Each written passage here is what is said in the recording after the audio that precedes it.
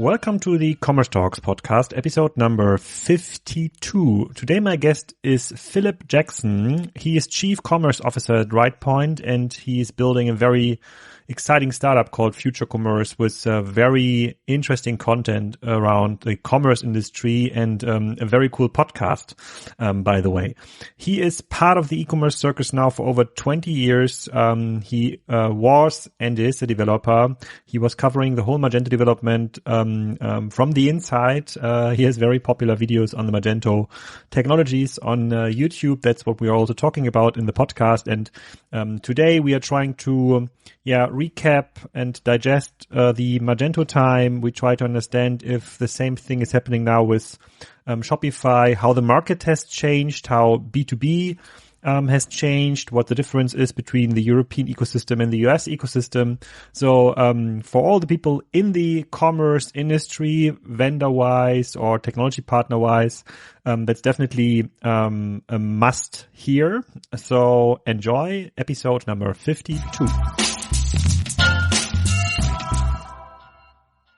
Phillip, welcome to the Commerce Talks show, episode number 50-something, I think. It is yours, an experienced podcast host. I guess you also sometimes forget which episode number you're recording. Today we are talking about commerce, as it is actually the main topic in Commerce Talks. But with your background and experience, I think that's going to be a very entertaining episode. Please tell our audience who you are and who you're working for.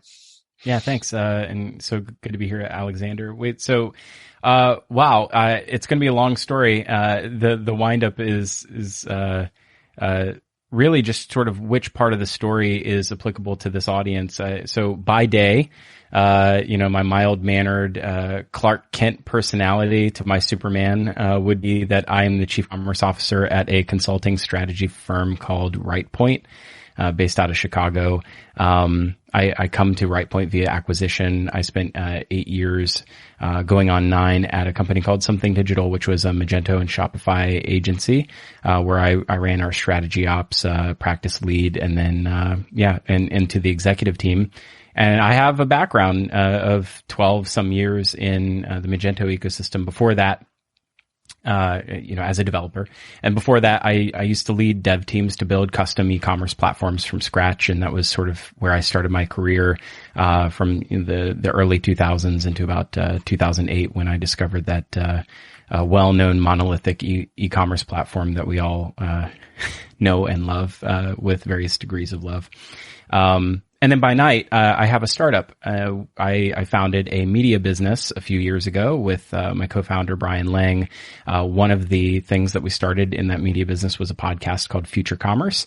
And Future Commerce has taken off. We have about 25,000 folks who pay attention to our content and across the ecosystem. And, we don't just talk about one flavor of e-commerce. We talk about how digital is changing everything in retail, B2B, and beyond. And we think that there's a real need for a modern trade publication, because a lot of the retail trade publications are pretty stodgy and old and crufty. And we have a voice, and we use great design to communicate some really original ideas and thoughts. And and we put out content 5 days a week across a couple podcasts and a bunch of newsletters and essays, and a bunch of reports too, with a custom research component that we developed over the last couple of years. So that's who I am. Okay, then let's maybe compare notes on our common history in e-commerce. Did you know that Magento was the reason why Spryker was founded? I do. I do know exactly. I do. I take it, we like to say, this ecosystem, especially around open source and e-commerce, probably wouldn't have existed without the complexity, or the history of Magento, but it has also, created a reason for so many other things to exist in the world to try to solve problems differently. Yeah. Yeah. I think Magento was like a great influencer for the whole ecosystem. So my first touch point with Magento was when I joined the Otto group in 2005, and Otto was then running on Intershop. on a very, very complex intershop setup with already hundreds of millions of revenue. And then in the new media department, which was in mail order companies and brick and mortar companies, all these e-commerce people were called like new media. We had some experiments playing around with Magento, and with Magento, I think that was like the first kind of very almost enterprise ready e-commerce solution, which you just could extract on a PHP server. So it was super easy to get a first demo shop running. And then we showed this to our tech guys in the auto basement and say, okay, why can't we do this with our Intershop installation? And I think that's how it all started, and then only like 2 years later, Zalando started based on a Magento version first, and then they migrated to a Java version. But it showed that it was a huge starting point for a lot of companies. And actually, that was also the time when Magento and the Magento community was very active in the Barcamp community, which was between 2008 and 2012 a big thing in the German market. And I think it was also big in the US. Now it kind of died, but it was big then. And you have been around in this ecosystem the whole way. When Boris and I compare notes on Magento and look back, and obviously we draw some learnings from Magento time, it is there was a lot of hate and shitstorm about Magento from people that didn't understand the system correctly, that expected kind of WordPress easy plug and play functionality out of a commerce system Magento was never designed for, and therefore created opportunities for other vendors. So when you're looking to the whole Magento development from a US perspective, were there some important points along the way, milestones where you would say, okay, here it really made an impact. This year was really interesting. If ABC would have happened in 2009, if Walmart would have started its e-commerce enterprise on Magento, everything would have turned out different. So I play this game a lot. I think about this a lot. What if something had happened? And I think there are. I have this concept that I've written quite a bit about over at Future Commerce called sacrificial lambs. And you've seen this in the world in many forms. Businesses who never really live long enough to inherit the world that they created. There's a great example. Napster is probably the greatest example of creating a consumer expectation around digital delivery of music. But their business model didn't lend them to capitalize on the expectation that they created in the marketplace. Who capitalized on it? Well, if you look a little forward in time from that timeline from 2001, it was very soon after that Apple acquired a license for Amazon's one-click that made the iTunes store viable, and buying digital music and having an ecosystem around it was, for many people, the very first purchase they ever made online. Like, one-click music purchases from Apple was an entrance to e-commerce as we know it. Napster exists today in theory. It still has a website, like it has a brand, but no reasonable person is using Napster. For me, and I'll get myself in trouble saying this because we still deliver Magento at scale for enterprise, and it is not the same platform today that it was 12 years ago. I think it is still very viable in certain deployments, and there will always be a market for deployed software, especially in highly regulated industries and very complex industries, and specifically around open source. So I'm just making sure I cover all my bases and not get myself in trouble. But if Magento had come out in 2010 and not 2008, if Magento had come out in 2010 or 11, a lot of the architecture decisions that made Magento a difficult and frustrating platform to work with and created a very, very steep learning curve would have been rethought. A good example would be EAV architecture.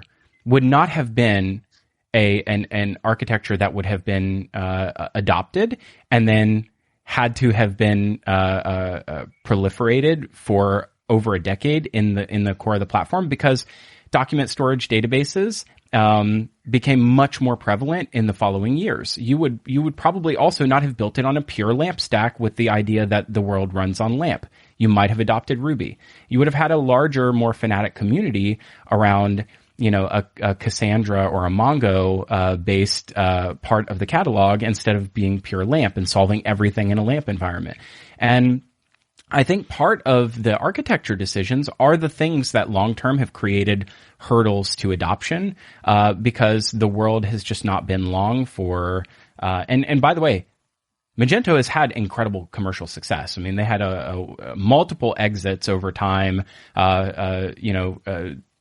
over and over again. So a lot of commercial success around the software itself and the community that came around it. So in no way am I saying, could it have been Shopify scale though? Well, Shopify basically is the Magento story, just happening further down the timeline. And it also happened pre-cloud, right? So cloud, I was developing Magento on the cloud. One of my very first cloud deployments ever was a Magento deployment on AWS circa late 2009 or early 2010. This is before, there were web consoles for EC2. It was all API only on the command line. So this is, these things have been around for a while. They were contemporaneous, but they would have been, it happened on the cusp of a fundamental change in the way that we write software, the way that we deploy software, and the way that the world consumes software. If it had happened 2-3 years later, I think Magento would be the dominant player in the marketplace and would have solved a lot of the things that were challenging. Also, so I've only talked about back-end architecture and infrastructure. The front-end stack is a nightmare for new developers. And one of the major challenges, and they had a fork in the road that I was part of a steering committee with eBay, and then Magento on its own under Primera Partners, which was a private equity firm that had acquired it away from eBay Enterprise somewhere, I don't know, 2012 or 13. Part of that conversation was, how are we going to deliver a front-end developer DevRel experience that makes it a joy to work in?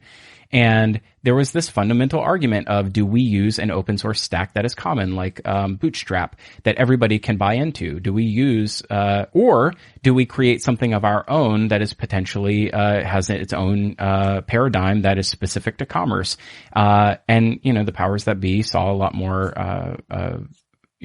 Looking back now, and I'm giving an oral history of something that I did not, that I'm I am narrating someone else's history, but I think it's pretty clear that they chose to create the software of their own accord in a front-end stack of their own, seeing that it would be more valuable as a product to sell later on in a private equity model for an acquirer to say that we have some thing that we created that is intellectual property that is common only to Magento itself, and creates an artificial barrier to have certifications around, and for them to own the entire developer experience, is saying that this is like a piece of commercial software that you can certify people in.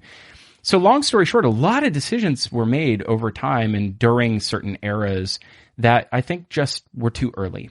And had they been done later, we would have rethought the way that we're tackling certain challenges. And then lastly, because I have the definitive video on explaining what EAV is in the marketplace on YouTube, it has all of, I don't know, probably 2,000 views because nobody cares. But it is often cited as like the definitive explanation of how to think about it. I will put a link in the show notes. Please, yeah. It's a very boring 30-minute watch. But one of the things around entity attribute value and sort of it as a schema is you can't enforce business rules from a schema level. So that creates another challenge of business complexity. And all of this in service of what? Taking a database offline for a few minutes for you to make a schema update. And it's just a misguided architecture for a challenge that very few people ever have, when your site has to go down anyway in the Magento world for hours at a time for you to do offline index updates. So it's just layers upon layers upon layers of complexity that were brilliant implementations of requirements from brilliant developers that didn't understand the audience that was consuming it.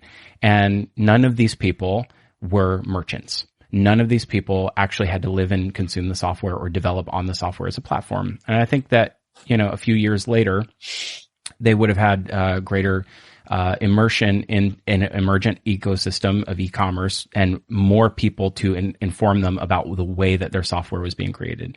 I have a whole other rant about something else that I'd like to get to, but that has been the frustration of having my career be so closely tied, and my success in my career being so closely tied to the success of Magento for many years.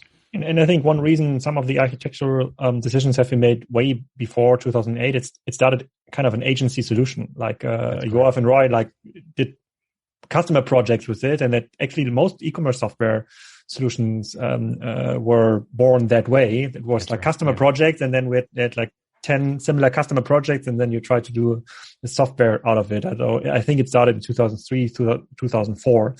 And therefore it's all, and it's one of the reasons and one of the ways how we explain why we are different. It's like when we started in 2014, 15, the world was very different. So, and we could start it. Yeah. And we had the chance, and I think that was very unique, in the commerce industry for vendors. We could afford to start without the first 20 customers that would start like an enterprise project with us as a service project. So we could build it on a whiteboard, which was not the case in the Magento environment. But where I see similarities between Magento and Shopify, and you have experience like in both worlds, is in 2008, 2009, every commerce problem that was around in B2B, in B2C, one product a day business models, marketplace models. So everything was tried to solve with Magento. And I see the tendency today that because Shopify is so popular, as you said, it's kind of it's our day's Magento kind of. Yeah, it's the dominant. It's the dominant. And now people try to solve everything with Shopify, even complex business model that leads to some frustration. And they are way better in community management. So you have to give Shopify that. But obviously, in some enterprise projects, you see unhappy developers or unhappy project managers. So would you share this view, or do you think it's kind of different what's happening now? Maybe.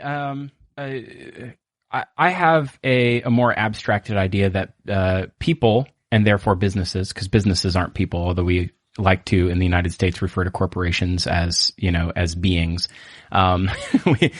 Businesses and thrive in boundaries, and they thrive in boundaries because people thrive in boundaries. I believe in when boundaries are set, we exercise our brilliance to solve problems even given a boundary. And one arbitrary boundary of many that Shopify laid out in its ecosystem was, where are the points of greatest complexity? Checkout's one of them, right? Checkout is an incredible point of complexity for most merchants.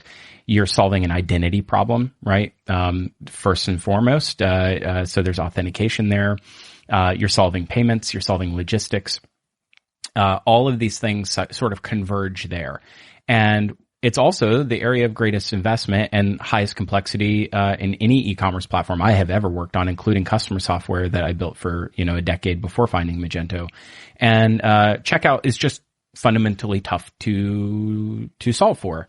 And every customer, if given the flexibility to be able to do it, will do something to change their checkout. They will.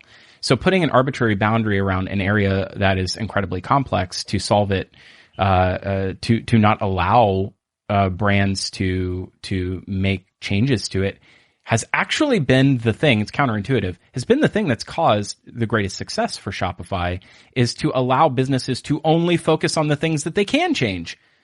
And when you give them less choice in the platform, and this is not an argument away from open source, by the way, but it sounds like it is. If you cannot spend your valuable mental energy and development effort on an area in one area and you can only focus it in another area, which is much further up the funnel, maybe you start to actually think about the things that cause you to have to be more fundamentally better at being a business and not being good at being developers. And that's where I think there's been this real dividing line, is that a decade ago, if you wanted to be in e-commerce, you had to be able to solve all of these really tough challenges. You had to run a dev team. You had to understand, Scrum and Agile. You had to understand infrastructure, and you had to have, deep pockets to afford partners that can do all of those things for you. That's no longer the case. And I think the world is better for having more merchants focus on the things that they're really good at, which is making great products that the world wants and selling it to them. Now B2B has its own challenges, and we can touch on that. But I think really just this arbitrary boundary that was put into place, the other one being limited customization outside of apps. And that created a more democratized marketplace in Shopify for more people to share in the market dynamics and the network effects of sharing a distribution of wealth in the value chain of creating an e-commerce experience. But long story short, the more that e-commerce grows, right, Alexander, like we're in an era right now where every single interaction is being influenced by digital.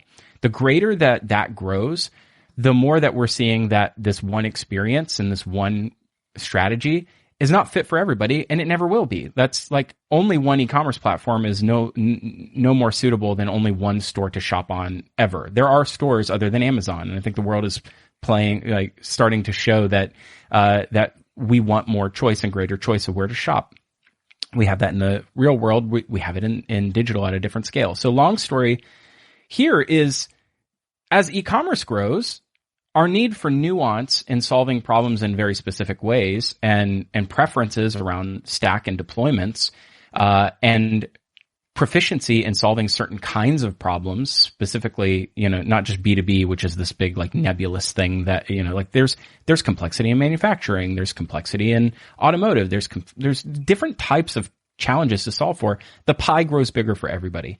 And that means that the slices of the pie grow bigger over time too. And there's more opportunity now than there has ever been before for challenger platforms to come into the marketplace and to provide vertical industry specific solutions. One being, I see more opportunity right now for verticalized and category specific e-commerce platforms than have ever existed before. Furniture is a really good example of that. There's, I'm aware of at least one SaaS e-commerce platform called Commerce Bear, which just raised a pre-seed round. They are specifically trying to create an e-commerce platform just for furniture. Why? Well, because furniture has its own challenges around logistics and supply chain. It has its own challenges where they don't just sell on Amazon. Like, there's vertical marketplaces for consumers just for furniture. Wayfair is one. There's resale for furniture and owning your resale experience. So there's and then there's, the logistics and shipping of furniture has its own challenges as well. So I think as digital becomes more pervasive, the verticalization of e-commerce will become much more prevalent, and the need for more platforms that solve challenges and solve these problems differently and have more opinions about how you solve those problems will be much greater as well. So I think everybody can win, is what I'm trying to say in a very long-winded way. Let's hope that it's true. So I'm a little bit careful with the argument. There's more than Amazon, because this argument is used usually by weak retailers. That's probably true. When we ask them, okay, what's your USP? But yes, more than Amazon. You can't shop everything on Amazon. So, but I am in your context is right. Amazon is also your frenemy, right? Like it is also probably the greatest opportunity of channel for long-term customer relationship. And the channel of least resistance for most customers too. So, not knocking or discounting it in any way. Yeah. So I've recorded, it was not here in the podcast. It was on Spryker on Air, which is another format, we are doing. There was, Bob Burke, the former CEO of ATG.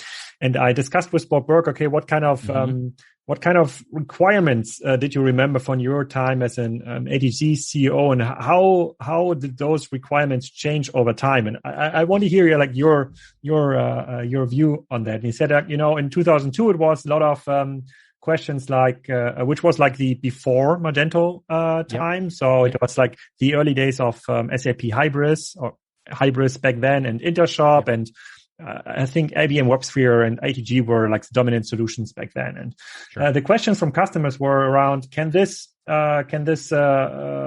solution support a certain number of users at a peak time? Can I use it for personalization, and can it manage and deploy promotions? And instead, a couple of years later, the question changed into what are the SEO capabilities? This kind of Google hype started like 2003, 2004.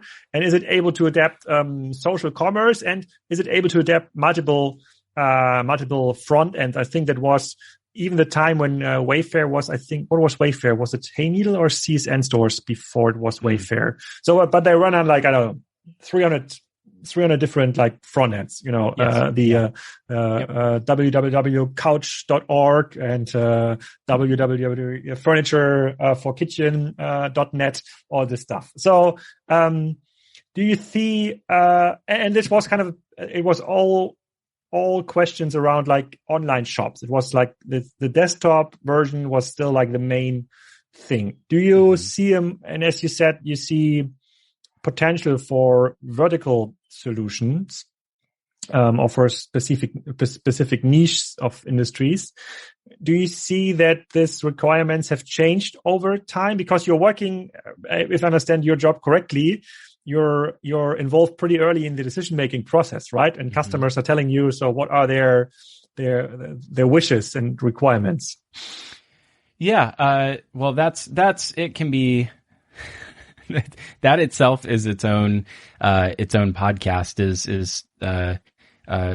There's two sides of that job, which is a lot, like more than you would believe. A lot of businesses follow path of least resistance around e-commerce platform architecture selection.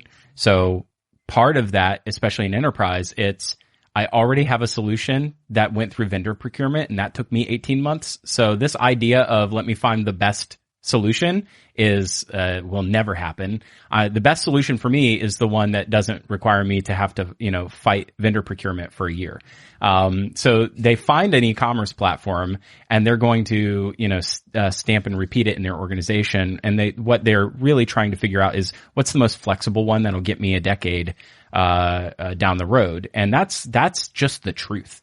So in that case, like, you see a lot of legacy deployments of a lot of legacy software, and you look at big CPG companies, they have 90, 95 brands in as, big holding company, and they all have their own strategies. They all have their own teams. They're not cross-functional. There's no one person anywhere in the organization, even if their title is innovation officer. Like, no one has no one, and it sounds very critical, but it's just the truth. No one has a big overarching strategy or a vision of what they're trying to accomplish. Everybody is just trying to, fulfill check some items off of a list of a roadmap of things of, the next 4 years we're going to do direct to consumer. So that's where we need to be invested. And that's how it actually works. What would be nice is having, is really thinking about where your challenges a few years from now will be, and let's think about how we build a business for that. And it's interesting because even if let's look backwards a little bit, and I'll be self-critical, I never would have expected that a common challenge between B2C and B2B going back, let's say now 2015 or 16, I don't think anybody would have been talking about the rising cost of acquisition for a customer and management of e-commerce, because there are so many. I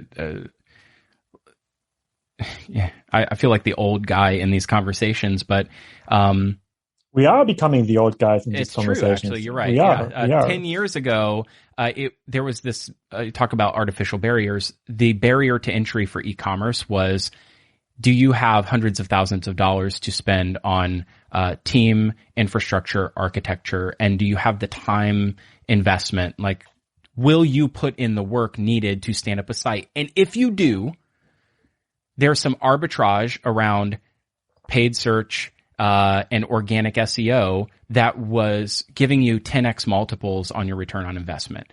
And so and I remember it very clearly, watching that era of e-commerce in 2008, 2009, 2010, of seeing 9 and 10x return on investment, and you would spend $1 and you get 10 back. That's what Google Ads used to be. That's what, but as more businesses have come online, that's eroded over time. The cost of entry has also come down over time because that is the law of platform ecosystems. The cloud made that infinitely easier, and cloud-based e-commerce platforms made that easier still. It used to take 6 months to do anything material. Now it takes 6 minutes to launch a Shopify store. You don't even have to go through supply chain and customs to figure out how to build something and bring it to the United States anymore. You can go on Alibaba and buy a lot of things and have it shipped direct from Shenzhen. And that's the world that we live in, has done a lot of arbitrage around removing the barrier to entry to be online. So what happens then is people aren't investing any less in their e-commerce. It's just moved the lump further down the snake, right? It used to be that the barrier to entry was spending on infrastructure and just getting online. Now the barrier to entry is you're online. How are you going to acquire customers? That doesn't come for free. And that's a rising cost that it happens at the same time as creating a customer experience in both B2B and B2C is more expensive now than ever before, because it requires an ecosystem of third-party, capabilities. To have a best-in-class customer experience, you have to have email. On the B2C side, you have to have retention and lifecycle marketing. You probably have loyalty somewhere in there. You probably have, some sort of rate calculation or carrier calculation. You have some subscription management. All of these things are erosive to margins because they all take a fraction of there's no fixed costs anymore. They're all erosive to margin. So they scale linearly with your business, which is not a great way, by the way, to build business. You want to get the unfair scale advantage. And with that comes the repricing of the way cloud software is consumed. It's no longer based on like terabytes. It's based on GMV. So that also unfairly scales with you. So, long story short, for B2C, it's a challenge. B2B has been undergoing an evolution itself.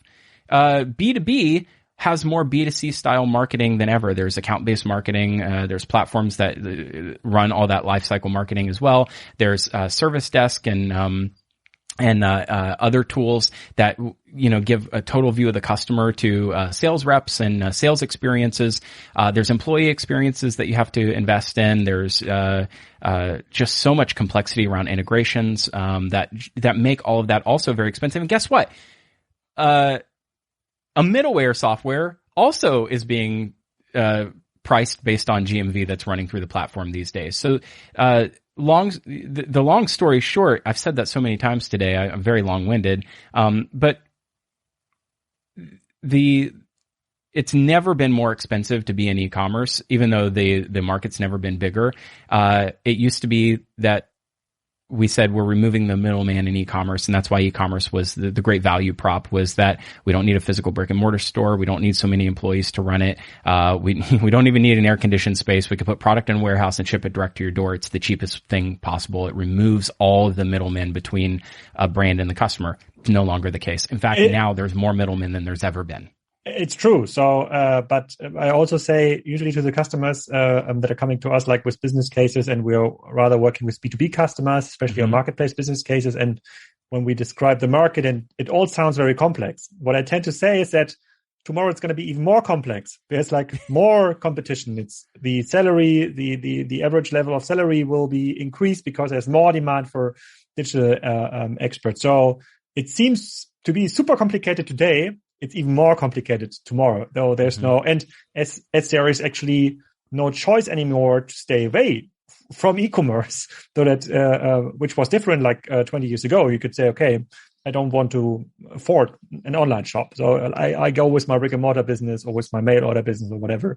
So it's a very different entry situation. Also, most companies, especially the ones that are starting in e-commerce right now, they don't have the infrastructure, they don't have the org chart, they don't even know what is a job description for a product manager. What is a product manager in e-commerce actually, when you're coming from an event manufacturing company where product manager is something essentially very, very different. So, though I agree. It's, I think, getting the dollar back becomes more complicated, especially in B2C. I don't agree in B2B right now. It's actually the time where you can spend $1 and get $10 back easily if you do it right. But it's going to be harder tomorrow. If you have the choice to stay away from e-commerce, if you have like a strategy for the next 50 years where your business can survive without a digital infrastructure, fine, do it. But I haven't met a company yet that could answer this question. And which leads me to my final question about like your e-commerce speech, and I'd like to spend a couple of minutes on future commerce. Yeah. You've been in this space now for so long, and you've been also around when this whole transformation thing started about 10 years ago. Transform your company or die, blah blah blah. Right. Have you seen one success case where a company with an analog DNA, brick and mortar company, mail order company, whatever, succeeded in digital and was able to get market share back from pure play companies?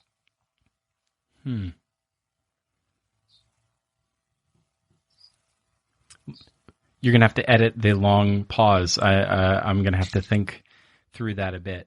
Yeah, and it's just give you like one example. So we see some companies in Germany, Otto, for example, so the company I work for, or Douglas, that were able to transform a little bit, but they only were able to transform part of their brick and mortar revenue and digital revenue. They never came to a growth rate like an Amazon or eBay in the success days of eBay or Azos or Zappos or whatever. And I tend to say in keynote that, it's like a lottery game. There might be a lottery winner on stage telling you, I tried it hundreds of times. I always lost, but one time I hit the jackpot and I won. And you can do it too. So it's so that is my feeling I have when I have to consult companies with a very, very analog background that want to be in a position where they can compete with digital. So that's why I'm so eager to find success cases. It's so hard actually.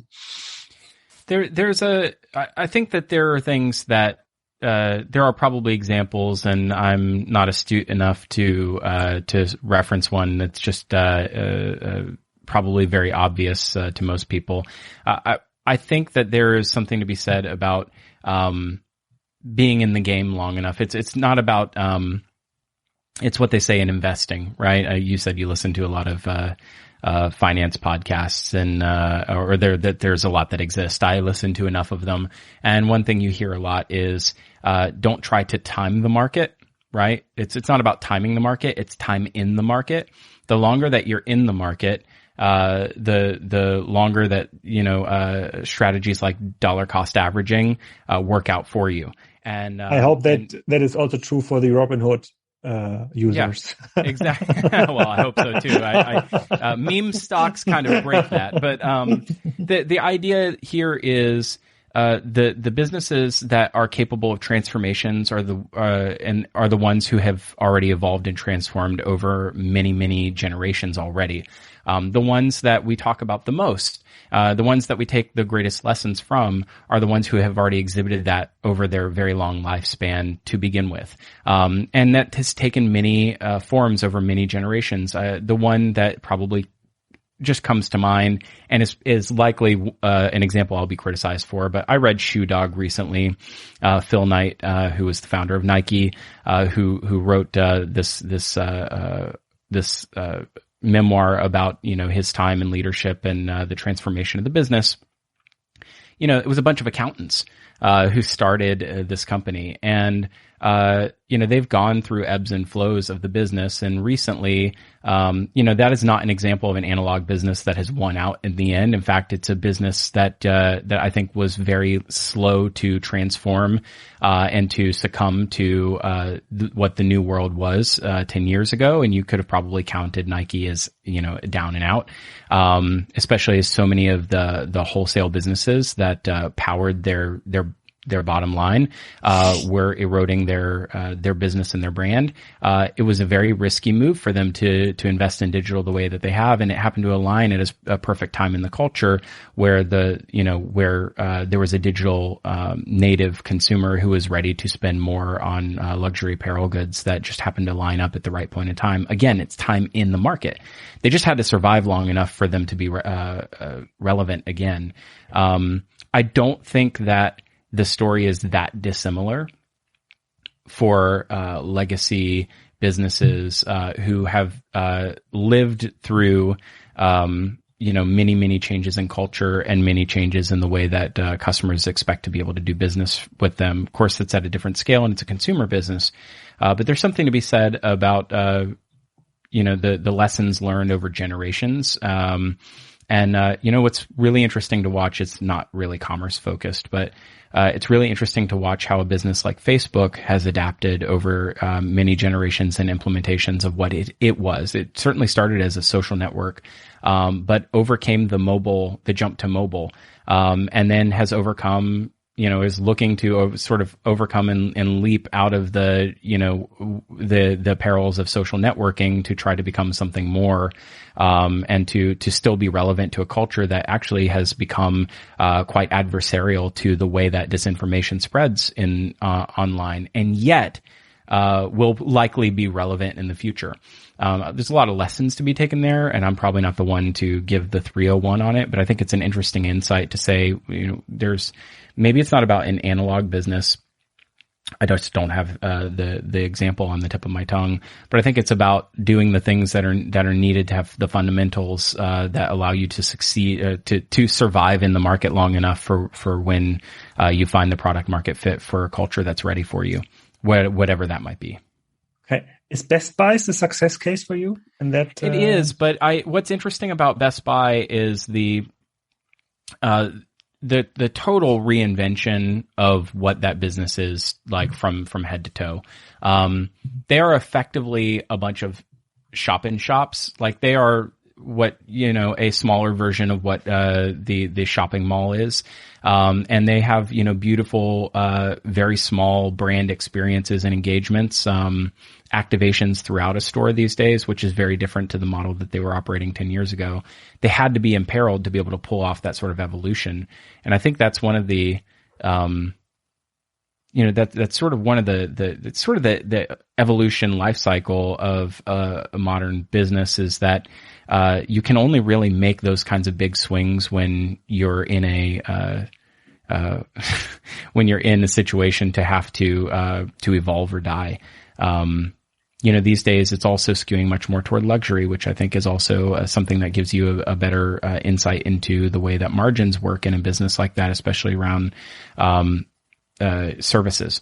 And so more services to deliver makes you more relevant to more customers, but customers are also willing to spend more on home and kitchen than they are, say, on flat screen TV, which has become extremely commoditized.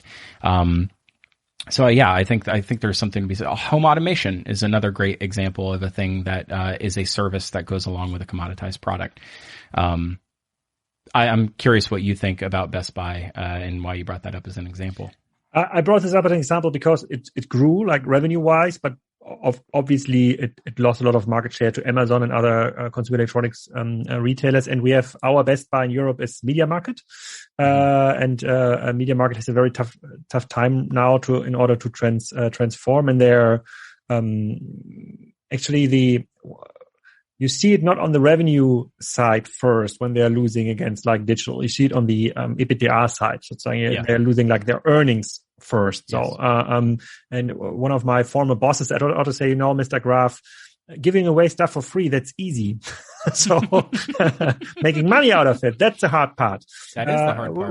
Which is true. Which you see a lot of, and you see it right now is a lot of SPACs in e-commerce. Where a lot of companies are going online now. All the trash is going online. It's easy to get to like 300-400 million if you are able to spend 300-400 million right now if you don't need to earn money. So that's the hard part. But would you be willing to do like a second episode? Because I would like to bring a couple of examples where I would like to hear your view on, and then we could follow up on the future commerce thing, because there's very interesting blog articles I'd like to talk about with you. But actually, to wrap this kind of success cases up, the interesting thing right now compared to 5 years ago is you see now we have a couple of failed online businesses. So it's not online versus offline anymore. So it's like also online versus online. And from my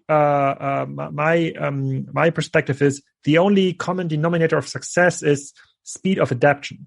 So the ones that adapted faster to market changes and customer behavior changes, and the ones that are able to do it now, those are the ones that can win, regardless if it's offline or online.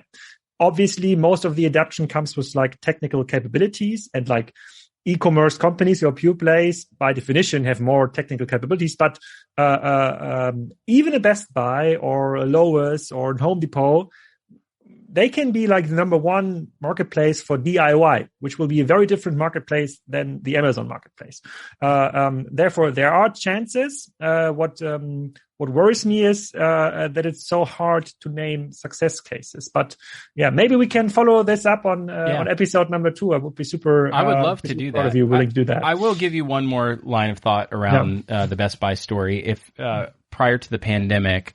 And by the way, this is actually common to both Lowe's and Home Depot, as well as brick and mortar businesses. Massive distribution services businesses that also exist within its own 4 walls. Like you are not just buying a product. In some cases, you're buying a line of services that come along with the product. Yes. And I find that to be really interesting. They all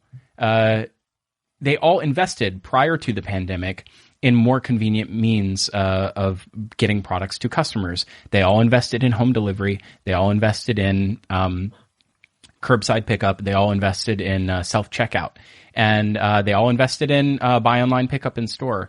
I think that's something to be said, is that prior to the pandemic, that's something that was it seemed like probably a losing bid at an element of convenience, or sort of you might have said is indexing towards like what consumer actually needs curbside pickup. Post pandemic, it seems like it's a fundamental for a brick and mortar business to be able to do that. In fact, we see a lot of just-in-time workforce delivery apps, rideshare, that have all risen to, fulfill that demand. So I think there's something to be said, like you said, is anticipating the future changes of customer expectations and needs in the business.